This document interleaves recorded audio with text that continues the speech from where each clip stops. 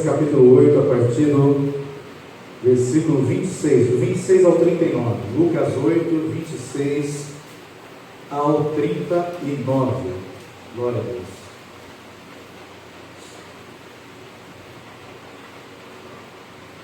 Glória a Jesus.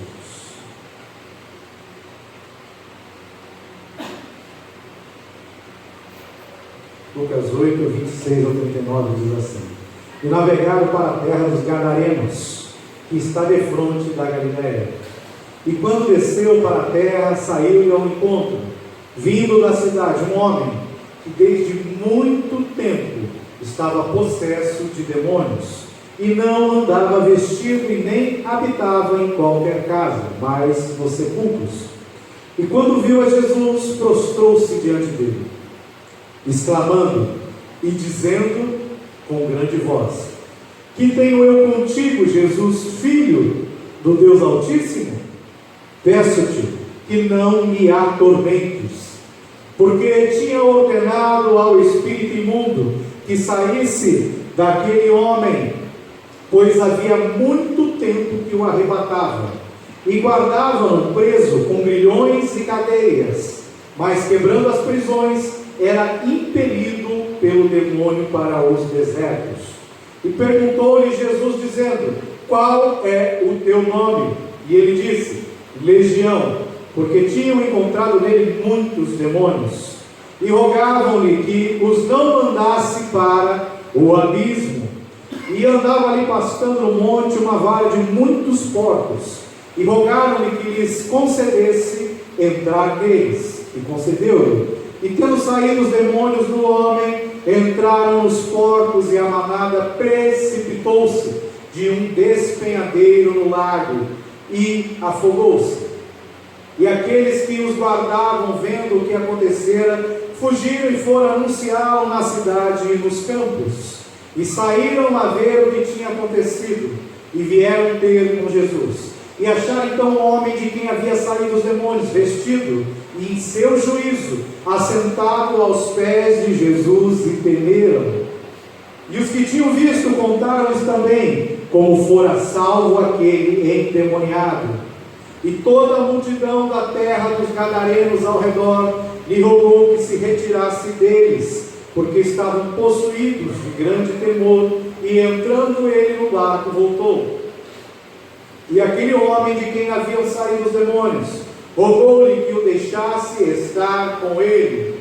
Mas Jesus o despediu, dizendo: Torna para a tua casa, e conta quão grandes coisas te fez Deus. E ele foi apregoando por toda a cidade quão grandes coisas Jesus lhe tinha feito. Glória a Deus. Bendito é o nome do Senhor. Glória a Jesus.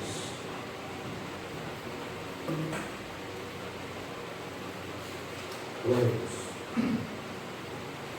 Júnior, põe o primeiro 26 para mim. O versículo 26 diz que navegaram para a terra dos Gadarenos, que está defronte da Galiléia. Se a gente ler alguns versículos antes, os discípulos estavam atravessando o mar da Galiléia, na hora mais escura da noite, entre a terceira e a quarta vigília da noite, entre as 3 e as 6 da manhã, e começou uma tempestade no mar, e eles entraram em desespero. Jesus Cristo vem andando sobre as águas e acalma a tempestade. Jesus entra no barco com eles, e eles chegam até a terra dos Gadarenos, que é esse texto que nós lemos. Ou seja, Jesus tinha uma missão, ele tinha um propósito, que é o propósito mais importante de Deus aqui na terra, que é resgatar o homem, libertar o homem e levar o homem para o céu. Esse é o propósito mais importante. Porém, quando nós vamos cumprir a vontade de Deus, o mar se levanta, a tempestade fica brava, e o mar faz de tudo para nos afogar, para parar a obra que nós temos para fazer. Por quê? Se eu estiver fazendo alguma coisa fora deste propósito, mesmo que seja em nome de Deus, eu faço, nada acontece. Agora, a hora que eu estiver fazendo aquilo que Deus quer que eu faça, a tempestade vai se levantar, o mar vai ficar agitado, e muitas coisas vão acontecer para que eu não faça aquilo que Deus quer que eu faça. Ou seja, o que Jesus foi fazer naquele lugar? Ele foi libertar um homem de demônios. E aconteceu tudo o que aconteceu. Ou seja, depois daquela tempestade, depois de eles passarem medo, depois de acabar a esperança deles, de achar que a morte estava ali bem presente, chegando, depois de tudo isso, vem o socorro de Jesus Cristo. Com o socorro, para que Jesus salvou ele daquela tempestade? Por que eles foram salvos? Para que um homem fosse liberto. Então é muito importante nós termos no nosso coração, que o propósito de Deus é a libertação, é a salvação do homem. Depois de Jesus ter feito um milagre na natureza, de ter parado a tempestade, de ter andado sobre as águas, aí ele vem para o verdadeiro desafio, ele vem para o verdadeiro e principal milagre, que é a libertação e a transformação do homem. Ou seja, é acabar com o medo que o homem tem, é acabar com as trevas que o homem vive, é fazer uma transformação. Mas para isso tem tempestades que se levantam. Passa um dia. Ele fala: e quando desceu para a terra, saiu ao encontro, vindo da cidade, um homem que desde muito tempo estava possesso. Eles estão chegando do barco, Jesus desce do barco, pisa na terra. Assim que ele pisou na terra, um homem veio ao encontro de Jesus. Jesus não foi ao encontro desse homem. Jesus, ele chegou na terra, aquele homem correu para Jesus. E ele continua: esse homem já há muito tempo estava possesso de demônios e não andava vestido e nem habitava em qualquer casa, mas nos sepulcros. O diabo, ele é sujo. O diabo, ele imita e distorce as coisas de Deus. Nós vemos na Bíblia, lá em Juízes, um homem que foi consagrado antes do seu nascimento pela sua mãe, um homem cujo qual a cabeça não passaria navalha, não cortaria o cabelo, não poderia tocar em coisa impura e nem provar do fruto da vide. Ele era um nazireu antes de nascer. Esse homem se chamava Sansão. Sansão tinha uma força sobrenatural. Tentaram prender ele muitas vezes, assim como esse aqui. Tentaram prender e não conseguiram prender Sansão. Ok? Qual era o segredo da força de Sansão? Um voto. Um voto. O voto de Nazireu. Está lá em Números, no livro de Números, capítulo 6. O que diz esse voto? Ele não poderia cortar a cabeça, tocar em coisa impura, e não poderia provar do fruto da vide, botar nada na boca que fosse do fruto da vide. Ou seja, ele não poderia botar nada alcoólico, trazendo para os nossos dias, não poderia tomar nada alcoólico, não poderia se contaminar com nada impuro, nem tocando, nem olhando, nem ouvindo, nem comendo e nem cheirando. Ele tinha que ter uma vida de santificação. E esse voto que foi feito de santificação, que um anjo ordenou que a mãe dele fizesse, em nome dele e por ela durante toda a gravidez, trouxe a Sansão um poder sobrenatural de Deus. Ou seja, quando nós nos santificamos, nós recebemos um poder sobrenatural de Deus. Sansão recebeu um poder específico para quê? Para matar filisteus. Filisteus, na Bíblia, é tipo de demônios. Ou seja, ele recebeu uma unção poderosa de guerra para derrotar demônios. Por isso que o diabo fez de tudo para prender ele, a ponto até de ele perder as tranças que ele tinha no cabelo. Então Sansão, homem de Deus, voto, consagração, santidade, para um propósito. Ninguém conseguia segurar e amarrar ele. Esse é o Sansão do diabo, o gadareno, endemoniado. A Bíblia fala que prendiam ele em cadeias, não conseguia prender, ele se soltava. Ele tinha uma força sobrenatural. O diabo, ele copia as coisas de Deus e ele vai mudando alguns detalhes, mas bem pouquinhos. No livro de Jó a gente vê muito isso, os três amigos dando conselhos, falando muita coisa de Deus, porém em alguns versículos eles distorcem um pouquinho. Aí Deus fala: Jó, ora por eles, porque o que eles falaram não me agradaram. Então o diabo, ele copia e ele altera. Então esse homem é o Sansão do diabo. Então Jesus chegou na terra, ele pisou na terra, esse homem vem em encontro dele. Por quê? Porque todo ser humano, por mais ruim que seja, por mais ruim, assassino, pedófilo, estuprador, seja lá o que for, por mais ruim que seja, a alma dele tem sede do Deus vivo.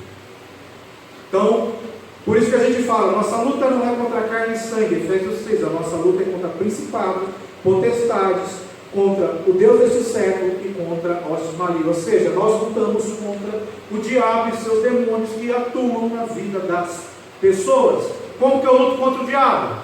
Espiritualmente. Ok. Jesus, quando ele chega naquele território, o interessante que ele deixou relatado no texto é que ele pisa na terra. E existe uma promessa que Deus fez a Josué. Quando Josué estava para tomar Jericó, Deus falou: aonde pisar a planta dos teus pés, eu te darei este território, eu te darei essa terra. A primeira coisa que Jesus faz quando chega lá, ele pisa naquele território de Gadara, ele coloca o pé ali. Quando ele coloca o pé, ele toma posse do território. É por isso que quando nós entramos na nossa casa, nós oramos, colocamos o pé lá dentro, a gente ora, tomando posse do território, mandando todos os demônios sair, proibindo que eles se aproximem. Quando chego no meu local de trabalho, eu coloco o pé, eu tomo posse do meu território, proibindo a manifestação de demônios e que todos saiam dali. Eu chego em qualquer lugar, eu coloco o meu pé, eu tomo posse do território, porque a promessa bíblica, onde eu pisar a planta dos meus pés, é território meu, Deus me deu, eu tomo posse pela fé, e eu amarro e mando sair todos os demônios daquele lugar. Quando Jesus colocou o pé, o diabo ficou furioso. Por quê? Porque ele não ia perder só um homem, ele ia perder o território inteiro. Jesus pisou no território de Gadara, e ele ficou furioso. Por quê? Porque isso é uma promessa de posse territorial que Deus deu, e nós precisamos entender para reivindicar sobre as nossas vidas. Aonde pisar a planta dos nossos pés é território nosso. Eu tenho que tomar posse disso. Deuteronômio 11:24 diz assim: todo lugar que pisar a planta do vosso pé será vosso, desde o deserto, desde o Líbano, desde o rio Eufrates, até o mar ocidental, será vosso termo, vossa possessão.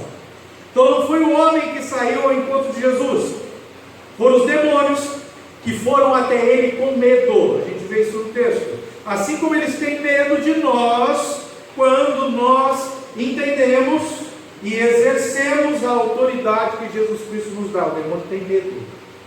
Eles têm medo. E quanto mais nós entendemos que nós temos autoridade sobre o demônio, mais eles ficam com medo. Eles não têm medo de mim se eu não crer que eu tenho autoridade sobre eles. Simples assim. Se eu tomar uma postura, crer que eu tenho autoridade, que pode ser um principado, uma potestade, que pode ser o próprio Satanás que apareça, mas a autoridade do nome de Jesus eu mando ele embora. Se eu crer de todo o coração e exercer essa autoridade, os demônios morrem de medo, saem correndo. Então eu tenho que entender que eu aceitei Jesus Cristo como meu Senhor, meu Salvador. Estou passando por um processo de discipulado, estou crescendo na fé, estou orando, estou jejuando, estou buscando mais de Deus, mais intimidade. Quanto mais eu busco, mais autoridade eu tenho. Então, se eu exercer a autoridade que Jesus Cristo me dá, eles batem em retirada, eles morrem de medo. Porém, eu tenho que crer que eu tenho essa autoridade. Aconteceu alguma coisa, fiquei com medo. Acabou, o demônio domina a sua vida. Porque não existe dúvida no reino dos céus. A Bíblia diz que o medo é do diabo. Então eu não posso ter dúvida, eu não posso ter medo. Eu tenho que ter autoridade. Jesus Cristo me deu autoridade. Pode a pessoa morrer, eu tenho autoridade para o espírito de morte sair e ela ressuscitar. Só que eu preciso crer de todo o meu coração. um pouquinho de dúvida, um pouquinho de medo, acabou, os demônios passam a ter autoridade sobre a minha vida e a minha família, então eu não posso ter. Então esse homem foi até Jesus, porque os demônios ficaram desesperados, porque eles sabiam que Jesus tinha toda a autoridade sobre eles. E olha que interessante, lá em Gênesis 3:7, vamos lembrar um pouquinho de Adão. Diz assim, ó, e foram abertos os olhos de ambos, e conheceram que estavam nus, e cozeram folhas de figueira e fizeram para si aventais, e ouviram a voz do Senhor Deus que passeava no jardim pela viração do dia, e escondeu-se Adão e sua mulher da presença do Senhor Deus entre as árvores do jardim. E chamou o Senhor Deus a Adão e disse, onde estás? E ele disse, ouvi a tua voz soar no jardim, e tive medo e temi, porque estava nu e escondi-me. Quando nós vivemos no pecado, nós ficamos nus. Nós não temos aquilo que a Bíblia chama de veste de salvação, nós não temos aquilo que chama de vestes de alegria, nós estamos completamente nus. Mesmo gostando do pecado, que a nossa carne ela gosta e que é o pecado, nós sabemos que é errado, que nós estamos desprotegidos. Ou seja, é muito difícil hoje uma pessoa pecar sem saber que é pecado. É muito difícil mesmo, porque a Bíblia diz que mesmo sem conhecer Jesus, Deus coloca um testemunho no nosso interior. Então nós sabemos, mesmo se eu conhecer Jesus, eu sei que matar é errado. Então ele já coloca isso. Então mesmo eu praticando, gostando do pecado, eu sei que é errado. Porém, quando eu faço, eu fico completamente nu. Quando eu fico completamente nu, o diabo não consegue tocar na minha vida. Esse homem estava nu, preso. Passa mais um vídeo. Esse homem estava nu.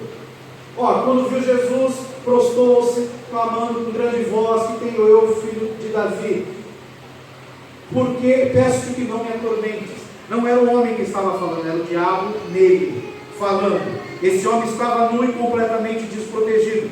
Quando Adão pecou, Adão ficou nu. Então o pecado nos deixa nu. Quando nós estamos pecando, o que nós fazemos sem saber? Nós nos escondemos de Deus. Nós começamos a fugir das coisas de Deus. E assim como o pecado de Adão não começou quando comeu o fruto, começou quando ele não creu na palavra de Deus, que ele morreria ao comer, ou seja, o primeiro pecado foi incredulidade. Começa com a gente, quando nós não cremos no poder de Deus, quando nós não cremos que Deus tem poder para mudar a nossa vida, transformar a nossa história, para criar tudo novo na nossa vida, mudar a nossa mente, quando nós não cremos que Deus é poderoso para fazer muito mais do que aquilo que nós precisamos e desejamos, nós estamos caindo num pecado chamado incredulidade, e isso vai tirando toda a nossa roupa e nos deixando desprotegidos para o diabo tocar. O que a gente tenta fazer? Vamos fazer que nem Adão, vamos arrumar uma solução para o pecado humana. Como que é essa solução humana? Aí eu vou pegar umas folhinhas de figueira, costuro, amarro elas e cubro a minha nudez. Isso é uma solução humana. Olha que interessante. A droga vem da onde? Vem de plantas, vem do fruto da terra. E Deus, quando amaldiçoa Eva, Adão e o diabo, lá em Gênesis 3, ele também amaldiçoa a terra. Agora você vai ter que trabalhar com o suor do seu rosto, a terra vai produzir espinhos, tem uma maldição sobre a terra. Romanos 8 diz que a terra geme, ainda hoje, por causa dessa maldição, esperando a manifestação dos filhos de Deus. Tá? Então, existe uma maldição. E Adão pegou a plantinha para tirar a nudez, para cobrir o pecado. O que o homem faz hoje? Pega uma plantinha, faz um cigarro e fuma. Ele pega uma outra plantinha, faz um pozinho e cheira.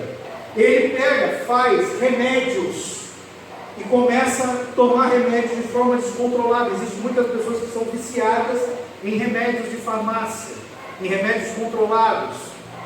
Quando eu estava no PA da Glória, uma pessoa entrou fazendo um escândalo, gritando que estava morrendo e tal, e tal, e tal, e tal. Aí o segurança acalmou, tal, foi para lá. O médico falou: essa pessoa vem todos os dias aqui, dá escândalo e dá show como se estivesse morrendo. Ela é viciada num determinado medicamento controlado. Não consegue comprar lá fora, é só para uso de hospitais. Ela vai lá e faz um escândalo até eles darem o medicamento para ela. É um vício. Então, como Adão cozeu as folhas da figueira para tapar a nudez, o homem vai tapar a nudez com cigarro, com drogas, com bebidas, tudo fruto da terra amaldiçoada por Deus. É por isso que quando nós vamos orar para santificar o alimento, nós também temos que quebrar a maldição da terra que esse alimento carrega. Eu tenho que quebrar essa maldição, porque tudo que é fruto da terra foi amaldiçoado lá em Gênesis capítulo 3. Então o homem ele tenta dar solução própria, aí outras coisas vão acontecendo, e tudo que o homem faz por solução própria nós chamamos de alegria passageira. Dura alguns minutos e acaba.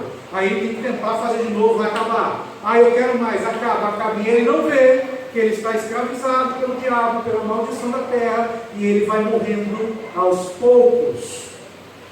Então nós temos que entender que só existe um momento onde isso vai ser quebrado: quando ele se encontrar com Jesus Cristo. Assim Adão, ele viu que estava nu por causa do pecado.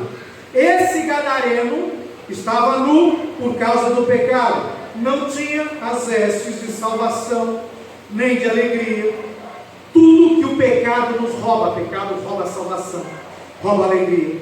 Pecado rouba dinheiro. Eu conversei com um rapaz essa semana. Ele falou assim para mim: pastor, eu trabalhava, eu ganhava muito dinheiro, eu chegava a ganhar cerca de 6, 7 mil reais por semana, e no final do mês me sobrava um centavo e eu não gastava o dinheiro. Aí, conversando um pouquinho mais com ele, aí ele foi contar que ele era caminhoneiro e tal, que ele conhecia uma pessoa, ele juntou com a pessoa. Já é um pecado, uma aliança de sangue, com demônios, e depois de algum tempo ele foi descobrir que essa pessoa era uma feiticeira. Todo o dinheiro que ele ganhava não sobrava um centavo, a ponto de ele começar a dar golpes de estelionato, ser preso e estar na cadeia até hoje. Então o diabo ele rouba tudo que é da gente. Por quê? Porque a gente está nu, está sem proteção, e a gente está se escondendo de Deus. Quando eu deixo de ir num culto, se não for por um motivo assim, vamos falar assim, sobrenatural, ou de força maior, algo familiar, algo de saúde, quando eu deixo de ir, eu estou me escondendo de Deus. Eu estou dando brecha para o diabo me atacar. Tem uma reunião de oração, não vou. Estou me escondendo de Deus. Porque Deus ele está chamando o povo cada vez mais para estar na presença dele. Quando eu não vou, quando eu faço qualquer coisa, ao contrário disso, eu estou me escondendo. Eu tenho que tomar muito cuidado com isso. O que o diabo fez com esse homem? Tirou ele da casa dele. Tirou ele da casa. Ele não vivia mais em casa, ele vivia no cemitério, em sepulcros. Então o diabo ele tira a pessoa de dentro da casa. Para quê? Para acabar com a comunhão na família. Projeto de Deus para o ser humano: Abraão, serão benditos em ti todas as famílias da terra. Projeto de Deus é para a família. Então o diabo tira a pessoa de dentro da casa. Para quê? Para destruir a família, acabar com a comunhão familiar. E nós temos a família lá em Efésios 3, nós temos a família da terra e nós temos a família do céu. Efésios 3,14 fala: por causa disso, o apóstolo Paulo dizendo, por causa disso, me ponho de joelhos perante o Pai de nosso Senhor Jesus Cristo, do qual toda a família nos céus e na terra toma o nome. Ou seja, o diabo tira, ele quer tirar você de dentro de sua casa, ele quer acabar com a sua comunhão na sua família e quer cortar a sua comunhão com a família do céu. É o que aconteceu com este homem. Então algumas pessoas ainda, mesmo morando em casa, esse já não morava mais, já estava na rua. Você passa aqui, daqui a pouco, Ali na principal, você vai ver que tem várias pessoas, vários mendigos na rua. Porque alguns têm dinheiro, alguns têm família. Eles têm dinheiro. Teve um pastor que falou comigo, encontrou uma pessoa na rua, estava lá já mendigando. O cara era aposentado do exército. Ele ganhava quase 20 mil reais por mês de aposentadoria. O dinheiro entrava na conta, estava lá. Ele preferiu sair de casa, abandonar a esposa, abandonar filhos e morar na rua. Ele já estava morando na rua há algum tempo. Por quê? Porque ele pecou, ficou nu, se escondeu de Deus. Aí o que o diabo faz? Agora tira ele dentro de casa. E vai pisando até não acabar mais. Fizeram o processo de libertação, ele voltou para casa, voltou para a família, com muito dinheiro na conta bancária. Então o diabo ele faz isso, ele nos prende nesse sentido. Só que tem pessoas que mesmo morando dentro de casa, estão presas em sepulcros dentro do coração. Estão vivendo em um lugar de morte, um lugar escuro, um lugar de trevas. Assim como a nossa casa tem vários cômodos, sala, cozinha, banheiro, a nossa vida também tem vários cômodos. Tem várias áreas que a gente fala. Às vezes você pode estar na sua vida que está em trevas. Se tiver qualquer área da sua vida em trevas, o diabo vai te escravizar, você e sua família. 28.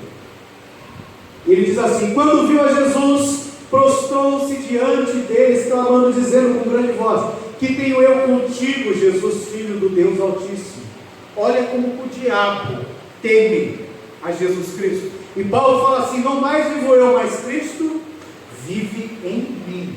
O diabo me teme, porque Cristo vive em mim. Peço-te que não me atormente.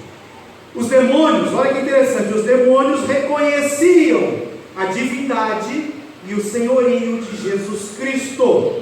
Por isso, os demônios chegavam ao ponto de adorar a Jesus.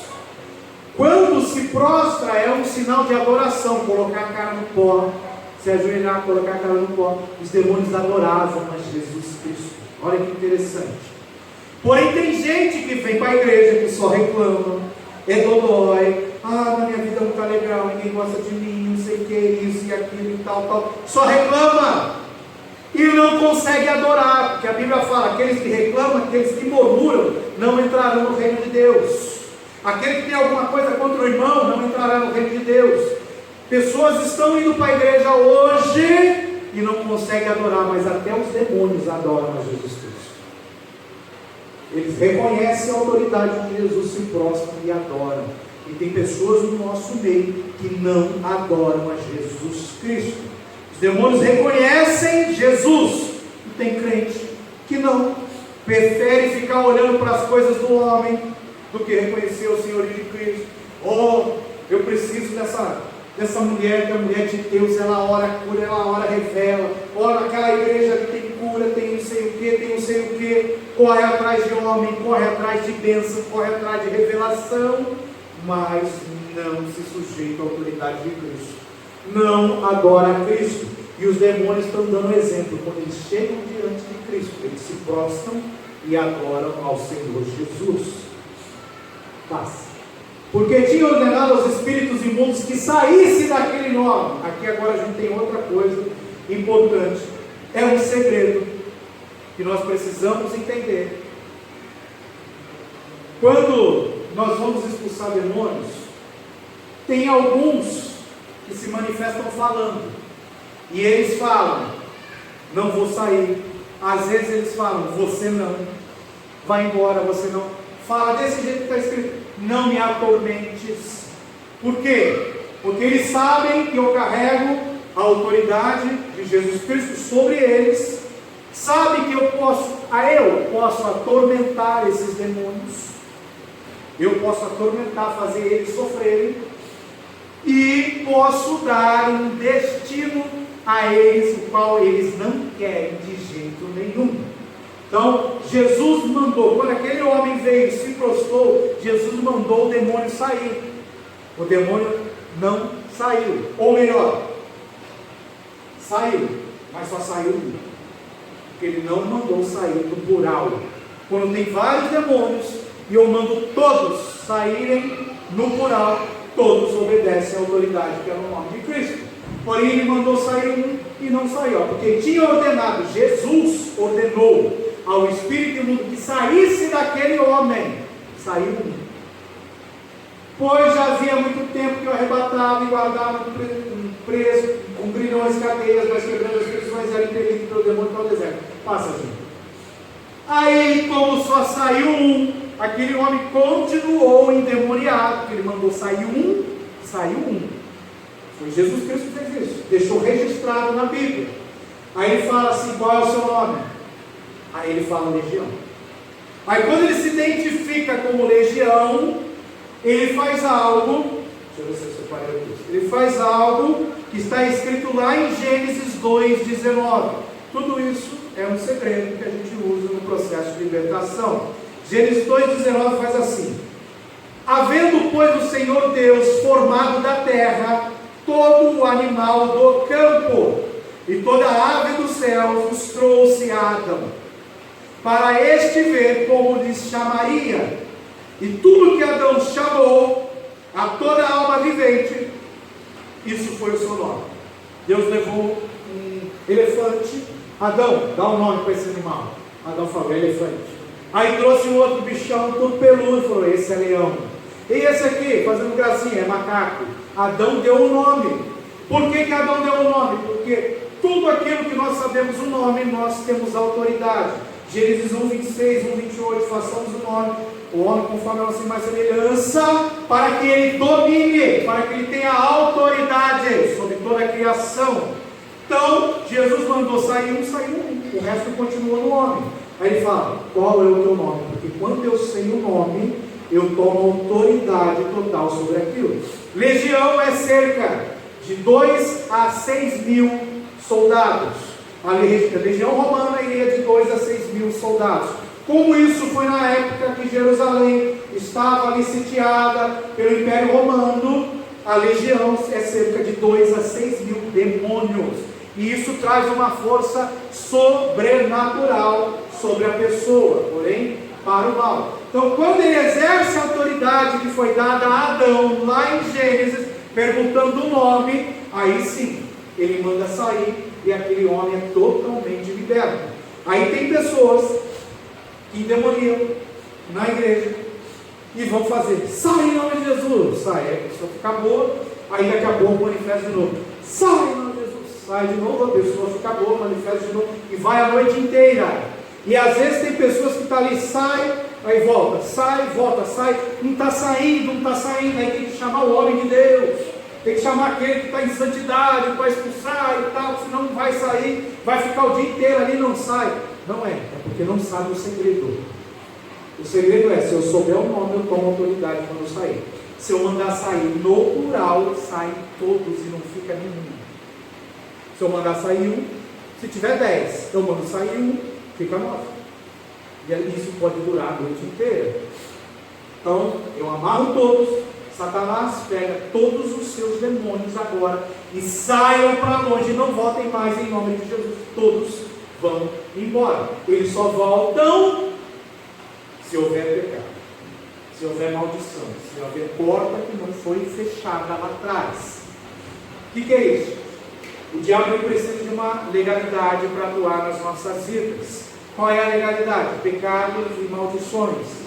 Então nós temos, depois que os demônios saem, expulsar demônio é um processo chamado de evangelismo, não é o processo em si de libertação, é evangelismo. Por quê? Depois que os demônios saem, a mente fica mais livre, o corpo fica mais livre para poder começar a receber a palavra de Deus, ser ensinada, crescer na fé e começar a exercer a autoridade, que o diabo vai nos tentar por toda a vida. Se eu não exercer a autoridade que há no nome de Jesus, ele vence e toma conta de mim. Mas eu entreguei minha vida a Cristo, eu já tenho autoridade completa sobre Satanás, todos os seus demônios e sobre o reino das trevas. Então tem que tomar muito cuidado. Então Jesus, quando ele faz isso, ele deixa registrado que está retomando aquela autoridade que foi dada a Adão, de ter domínio sobre tudo aquilo que foi colocado nome. E nós temos essa autoridade. Às vezes nós não sabemos qual é o nome do demônio. Às vezes ele não fala. Ele cala, não fala, mesmo você insistindo, aí a gente tem que usar de outros recursos para ele falar. Mas se ele não fala, ou se eu não sei qual o nome, ele não se manifesta com endemoniamento. Tem sintomas que acontecem. Exemplo, eu estou com uma dor no braço. Tem um espírito de enfermidade que coloca a dor no meu braço. Espírito de enfermidade, saia do meu braço agora em nome de Jesus. Dor na barriga. Caroço, saia do meu nome agora, do meu corpo agora em nome de Jesus. Ele sai.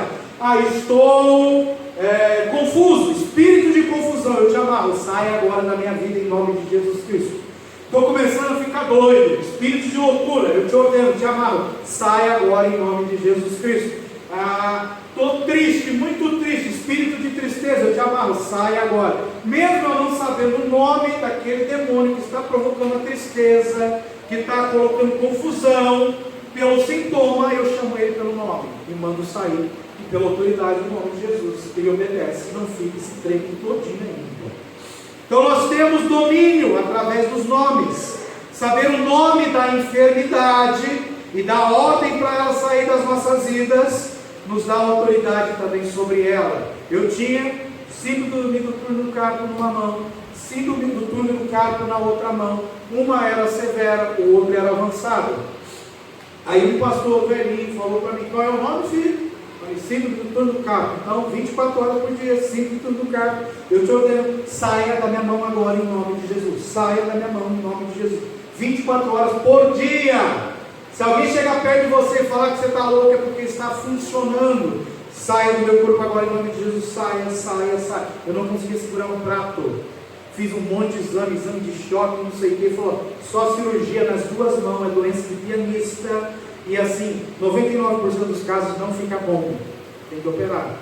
Deus me curou das duas mãos, ficando 24 horas. Sinto no carro, saia do meu braço agora, saia do meu corpo, em nome de Jesus. Eu te ordeno, saia, eu te amarro, saia agora, queima, saia do meu corpo, saia. E sair. Então eu tenho que crer e exercer a autoridade. E olha que interessante, ainda dentro desse segredo, olha o que os demônios, o que a legião falou para Jesus. E rogavam-lhe que não nos mandasse para o abismo. O que é o abismo? Na Bíblia, o abismo é um local onde Deus preparou para os demônios serem presos. Abismo também conhecido como Sheol, como Hades, o abismo não é o inferno, ele é antes do inferno, mas as pessoas que morrem sem Cristo vão para esse lugar, para o abismo, para o Sheol, para o Hades. Sheol no hebraico, Hades no grego. Então eles falaram: não nos mande para o abismo, porque se você ler em Apocalipse, você vai ver que Deus prendeu no abismo demônios terríveis, demônios que têm um grau de poder muito elevado, muito forte, que se eles viessem aqui para a terra e fossem entrar no corpo de uma pessoa, era capaz de despedaçar o corpo da pessoa, de tão grande é o poder que eles têm. Porque o mesmo nível de hierarquia que existe para os anjos, existe para os demônios. E tem seres celestiais que nós nem sonhamos, nem imaginamos que existem, que têm poder sobrenatural. E Deus prendeu esses demônios muito poderosos no abismo. E esses aqui estão falando: não nos mande para o abismo. O que isso significa? Que na hora de expulsar o demônio, eu posso falar: anjo do Senhor, pegue este demônio e prenda ele agora no abismo em nome de Jesus Cristo. Geralmente quando faz isso, o demônio sai gritando, desesperado, porque ele sabe que ele nunca mais vai andar sobre a terra, ele nunca mais vai entrar no corpo terreno, ele vai ser preso num lugar de tormento feito exclusivamente para demônios.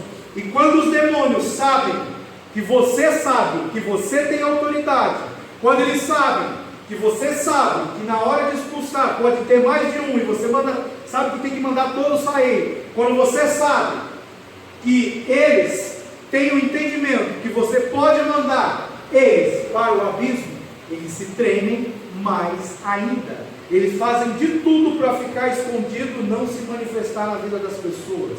Eles fazem de tudo para se esconder. Aí Jesus fala para os discípulos. Os discípulos foram tentar expulsar o demônio de um homem e não conseguiram.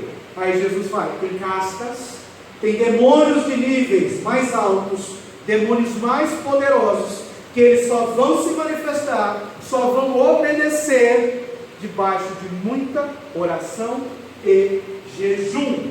E toda vez que nós temos no nosso coração de se aproximar de Deus, de voltar para o propósito de Deus, de fazer as coisas certas, demônios mais poderosos vão se levantar contra a nossa vida, a nossa família, a nossa casa, o nosso emprego. Por isso que nós temos cada vez mais buscar mergulhar, se aprofundar na oração, no jejum, na intimidade com Deus, para que possamos exercer essa autoridade independente da casca, do nível de poder que esses demônios possuem. Qual é o território dos demônios? Aonde vivem os demônios? Olha que interessante, Apocalipse 12, 7 fala assim: depois que a igreja foi tirada, houve uma batalha no céu. Miguel, que é um arcanjo de guerra, e os seus anjos, aquele pelotão que trabalha com ele, chamado falange, batalhavam contra o dragão. E batalhava o dragão e seus anjos. O dragão é Satanás. Mas o dragão e seus anjos não prevaleceram, nem mais o seu lugar se achou no céus. Depois que a igreja foi tirada, o dragão, Satanás e seus demônios foram expulsos da onde? Do céu.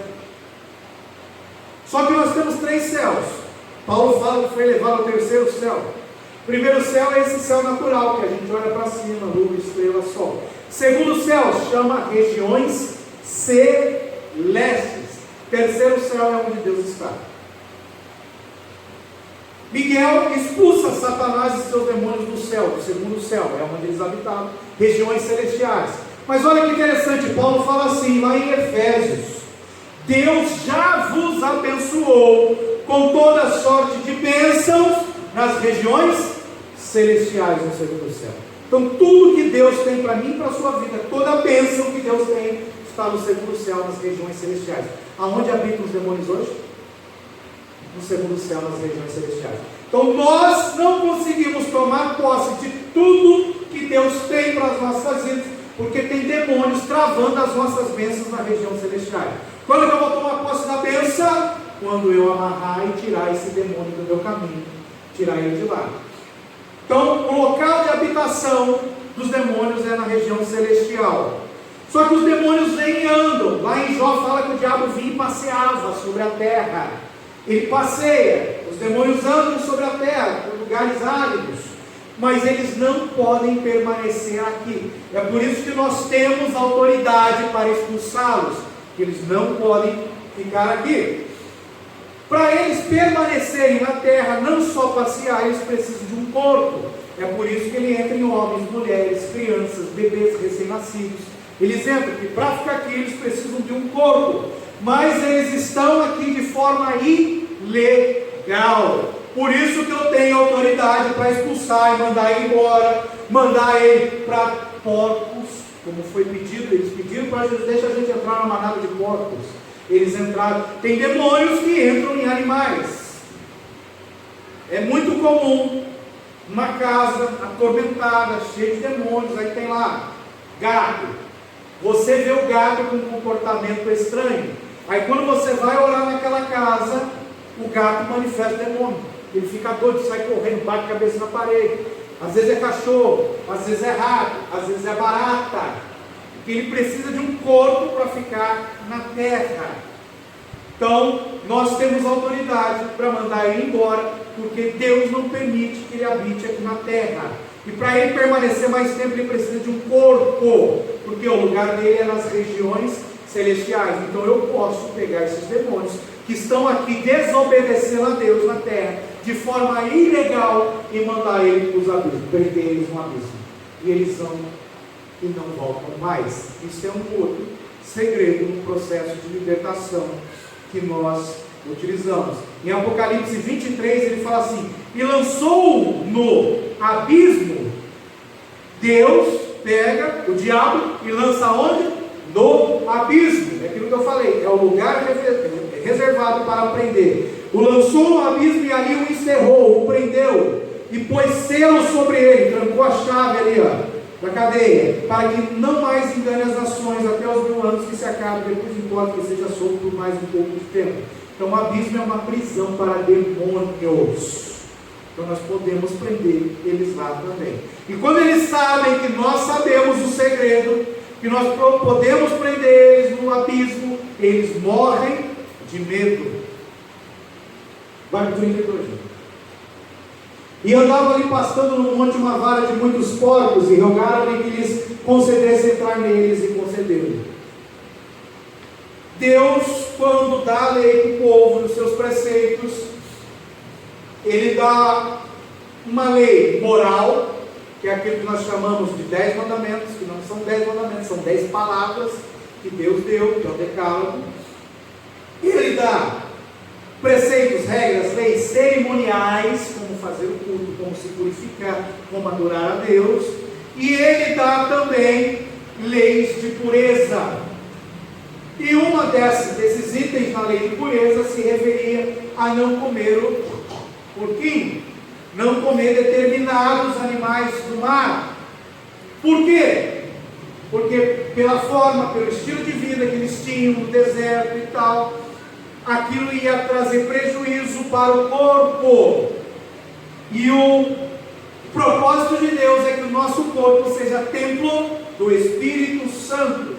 Se eu começar a colocar coisa para dentro que vai prejudicar o meu corpo, eu estou pecando contra Deus, porque eu estou destruindo o templo do Espírito Santo que sou eu. Então eu tenho que tomar muito cuidado com aquilo que eu ponho para dentro. E isso trazia prejuízo enorme, ainda mais porque o porco realmente não é que nem hoje, que vivia no chiqueiro, se alimentava de coisas imundas, e você ia comer aquilo e você ia estar jogando impureza para dentro. Mas olha que interessante, a Bíblia fala que o porco ele tem a unha fendida. O que fala de unha fendida? Fala de 2 caminhos. Ele não tinha uma união, ele tinha 2 caminhos, e só existe um caminho. Jesus Cristo é o caminho, andai nele. Porco se multiplica muito rápido, e ele se prolifera, se multiplica em meio à sujeira. Olha que interessante. Os demônios, eles querem te desviar, eles querem te levar para um outro caminho. Ele quer te apresentar um caminho que parece bom, mas não é. Os demônios, eles se multiplicam muito rápido, porque quando um passa a ter autoridade, legalidade sobre as nossas vidas, ele começa a convidar outros para entrar. Então você vê, comecei com tristeza, daqui a pouco eu já me escondo, não quero mais ter contato com ninguém, aí daqui a pouco eu já começo a entrar em depressão, daqui a pouco eu começo, quero tirar a minha vida, e o diabo vai falando assim para mim: você não é nada, você não vai dar certo nunca, você não presta, não, é melhor você se matar, porque ele vai convidando outros demônios, que vão provocando sentimentos na nossa mente, no nosso coração, para tentar me destruir. Então, o porco, o diabo, ele quer dividir a casa, quer colocar 2 caminhos. Jesus já falou: a casa dividida não subsistirá. O diabo, os demônios se multiplicam muito rápido, eles chamam outros para vir, e eles se proliferam na sujeira. Geralmente quando você peca, você é levado a pecar mais e mais e mais. Quanto mais você peca, mais sujeira, mais impureza vem, mais os porcos, os demônios se multiplicam. Fácil. Ele fala assim: tendo saído os demônios do homem, entraram nos porcos, e a manada se precipitou num despenhadeiro e se afogou. Ou seja, os demônios querem destruir as nossas vidas. Eles habitam na sujeira chamada pecado, eles habitam em chiqueiros, vivem como porcos espirituais dentro de nós. 34. E aqueles que guardavam, vendo o que acontecera, fugiram e foram anunciar na cidade e nos campos. E saíram a ver o que tinha acontecido, e vieram ter com Jesus. Acharam então o homem de quem havia saído os demônios, vestido em seu juízo, assentado aos pés de Jesus, e temerão. Mais um. E os que tinham visto contaram-lhes também como fora salvo aquele demoniado. Quando Jesus Cristo entra na nossa vida, os demônios vão embora. O que acontece? Começa a ter um processo de transformação. Lá em Gálatas 5, se eu não me engano, 17, fala que o Espírito começa a lutar contra a nossa carne, contra o nosso homem interior, contra a nossa mente, contra o nosso desejo, a nossa emoção. Isso é uma luta, ela vai durar a vida inteira. Porém, o Espírito pode prevalecer, ser mais forte que a carne. Porém, a carne não morre dentro de nós, só morre quando a gente morre. Ela vai tentar de toda maneira nos levar para outro caminho. Porém, eu tenho o Espírito Santo dentro de mim. E aquele que habita em mim é muito maior do que qualquer outro demônio, qualquer sentimento, qualquer coisa que passe pela minha mente.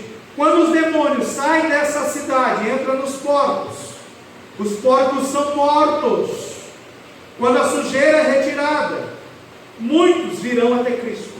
Então, quando os porcos, os demônios saírem das nossas vidas, as pessoas vão começar a ver a transformação e vão começar a querer aquilo que nós temos. Então, a nossa luta é contra espíritos imundos, atuando principalmente na nossa mente e na nossa emoção. Mais um. E toda a multidão da terra dos gadarenos ao redor lhe rogou que se retirasse deles, porque estavam possuídos de grande temor. E entrando ele no barco, voltou. Jesus foi embora. Mas olha que interessante, muitos preferem porcos, demônios, pecados, sujeira, ao invés de Cristo. Muitos não querem largar aquele chiqueiro que vive, não querem, são atormentados, os demônios se atormentam, vêm, dão pesadelos, às vezes batem, ficam atormentando a mente, geram medo, vêm vultos, vêm visões, e as pessoas parecem que se acostumam e querem aquilo. Falam, não quero Jesus, eu quero continuar sendo atormentado por demônios. Muitos preferem uma vida de pecado do que se sujeitar a Cristo. Isso é terrível, terrível. E aqueles que não se sujeitam a Cristo vivem em dois extremos. Acham que as boas obras podem compensar pecados. Acham que fazer alguma coisa boa vai compensar a sujeira que vive. Ou preferem de forma descarada viver no pecado. Não, eu sei que fumar é pecado, eu sei que, cometer adultério é pecado, eu sei que pornografia é pecado, eu sei que masturbação é pecado, mas eu prefiro ficar ali como um porco sujo no lamaçal do pecado. Tem pessoa que é assim. Eu sei que não dar dízimo é pecado, mas eu prefiro ficar ali preso no lamaçal do pecado, deixando o devorador, os 4 gafanhotos vir sobre a minha vida, destruir minhas finanças, destruir a minha família, destruir o meu cônjuge, destruir os meus filhos, que preferem ficar preso, sujo no pecado. Infelizmente tem pessoas que são assim. Quando rejeitam a Cristo, Cristo se retira, pois ele não faz nada por força e nem por violência. Mas, ainda por pouco tempo, nós temos uma esperança para esses que estão rejeitando a Cristo, que preferem viver presos no pecado. Passa. E aquele homem de quem haviam saído os demônios rogou-lhe que o deixasse estar com ele. Mas Jesus o despediu dizendo: passa, torna para a tua casa. Geralmente, quando a pessoa está debaixo de uma opressão muito forte demoníaca, e ela é liberta, começa uma guerra interior. E ela acha que o mais fácil de se fazer é fugir. Não, eu vou me esconder, vou sair daquele meio, não vou mais conviver com aquelas pessoas. Ela acha que é melhor é fugir. Esse homem foi liberto de legião, teve uma grande libertação. Ele fala: Jesus, deixa eu te seguir, deixa eu ser seu discípulo, deixa eu andar junto com os 12. Jesus fala: não, torna para a tua casa. O que o diabo faz? O diabo pega, te prende, te escraviza no pecado, ele te tira da tua casa, ele destrói a comunhão na família, ele destrói a tua comunhão com o céu. Então Jesus falou: não, agora você volta para casa, se humilha, se sujeita, porque primeiro, antes de me seguir, seguir, de ser meu discípulo, de fazer minha obra, você tem que restaurar a comunhão da sua casa. O diabo te tirou da tua casa, não acabou com a comunhão, agora você vai voltar para casa para restaurar a comunhão. Restaurou a comunhão em casa, agora você vai restaurar a comunhão com a família no céu, com a igreja. Restaurou a comunhão em casa, restaurou a comunhão com a igreja, agora você pode vir após mim. Aquele homem, quando Jesus pisou na terra, aquele homem ele foi até Jesus: vinde após mim, vós que estáis cansados, sobrecarregados, e eu vos aliviarei. Depois de ir até Jesus, ele fala assim: segue-me, vinde após mim. Pedro, vinde-me após mim, que vos farei pescador de homens. Então primeiro eu vou até Jesus, aquele homem foi até Jesus. O próximo passo é ele ir após Jesus. Jesus vai na frente e ele vai seguindo, isso é discipulado. Só que Jesus não permitiu, porque antes de eu fazer o discipulado, antes de eu ser um homem de Deus, antes de eu ter qualquer função na igreja, eu primeiro preciso restaurar a minha casa. Torna para a tua casa e conta quão grandes coisas te fez Deus. Só que tá aí, que eu vou para casa, vou me humilhar, vou me sujeitar, vou restaurar a minha família, e eu não posso fazer nada? Não, ele fala assim, e ele foi apregoando, ou ele foi pregando, ele foi anunciando o que Deus fez na vida dele. Foi só em casa que ele fez isso? Não, foi por toda a cidade, foi pregando, anunciando quão grandes coisas Jesus lhes tinha feito. Eu preciso ser pastor para pregar? Não. Você precisa ser uma pessoa liberta por Jesus Cristo, só isso, mais nada. Então antes de qualquer coisa, eu tenho que ganhar a minha família para Cristo. Antes de qualquer coisa, eu tenho que restaurar a minha casa, porque a casa dividida não subsistirá. Fisicamente aqui na terra, falando de família, a casa dividida, fisicamente falando de igreja aqui na terra, e a casa dividida, falando de reino espiritual. Eu não posso estar no pecado e servir a Deus, porque a casa dividida não subsistirá. Então a ordem de Jesus Cristo: torna para a tua casa e conta quão grandes coisas te fez Deus. E ele foi pregando isso por toda a cidade, as grandes coisas que Jesus tinha lhe feito. Jesus não deixa um homem liberto fazer a sua vontade, ou seja, fazer parte dos seguidores itinerantes, não. Aquele homem que foi liberto, ele tem que entender: não é a sua vontade que me agrada, mas é quando você faz a minha vontade que agrada. Não seja feita a minha vontade, mas a tua, Pai. Basta de mim esse cálice. Jesus estava ensinando: meu querido, foi liberto, não é a tua vontade, torna para casa, resolve tudo que ficou para trás. Quando a gente leva pessoas para casas de recuperação, as pessoas ficam no isolamento, no confinamento.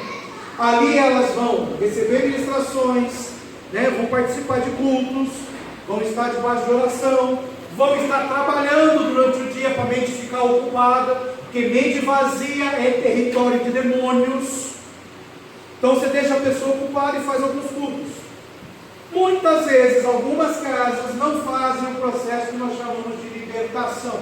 Que libertar não é expulsar demônios, isso é evangelismo. Libertar é fazer com que a pessoa consiga tornar para casa, pedir perdão para aquelas que ofendeu, liberar perdão, restaurar a casa, restaurar a família, restaurar relacionamentos. Então a pessoa fica 8 meses confinada.